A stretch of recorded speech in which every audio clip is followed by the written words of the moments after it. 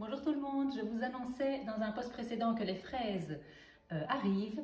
Elles sont là, en effet, elles sont bien là, bien rouges, et on va les utiliser pour cette recette, qui est une recette un peu originale, mais très facile, avec de l'avocat, des fraises évidemment, et de la rhubarbe. Un peu de miel pour édulcorer quand même, en fonction de l'acidité des fraises et de la rhubarbe, on verra si c'est nécessaire de mettre une certaine quantité de miel ou pas.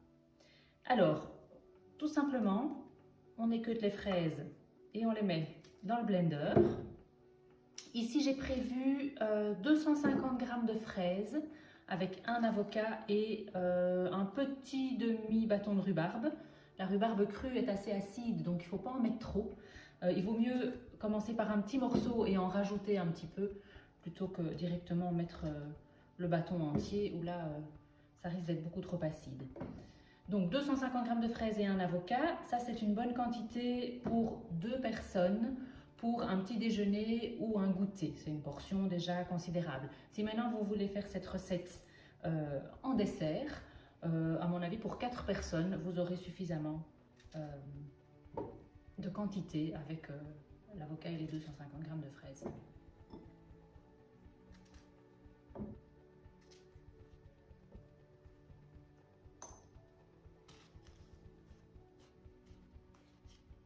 J'ajoute maintenant l'avocat entier, donc je prends simplement avec la cuillère et je vide le tout dans le blender.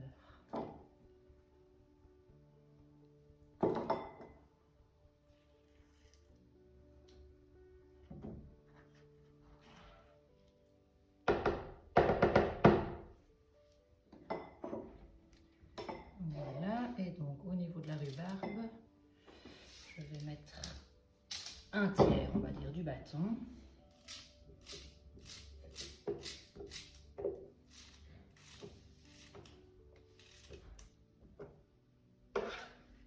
Juste une petite remarque par rapport à la rhubarbe crue, c'est vrai que c'est fort acide. Peut-être que certaines personnes ne la digèrent pas bien quand elle est crue. Vous pouvez évidemment la mettre quelques minutes à la vapeur pour l'adoucir un petit peu, la cuire un tout petit peu et utiliser de la rhubarbe légèrement cuite à la place de la rhubarbe crue. Au niveau du goût, ça ne changera pas grand-chose.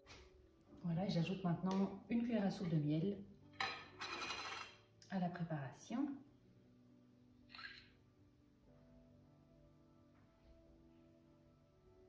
J'en rajouterai un petit peu après, au goût, si c'est nécessaire.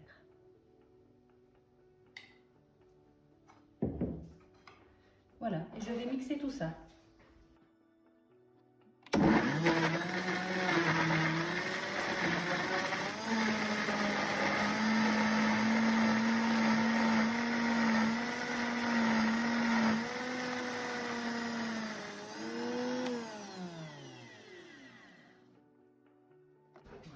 Je goûte la préparation pour voir s'il faut rajouter un peu de miel ou pas.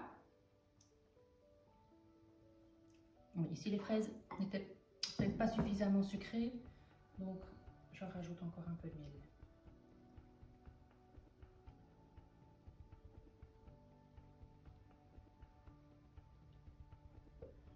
Voilà, et je vais redonner juste un petit coup de blender pour mélanger tout ça.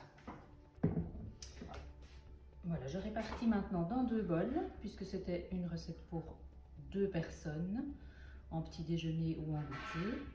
Et si il vous reste quelques fraises, je vous conseille de les couper en petits morceaux et de les répartir par-dessus. Vous pouvez également mettre tous les petits fruits rouges que vous voulez, myrtilles, framboises, groseilles, etc. Ce sera délicieux avec ça. Voilà, un bon petit déjeuner. Bon appétit!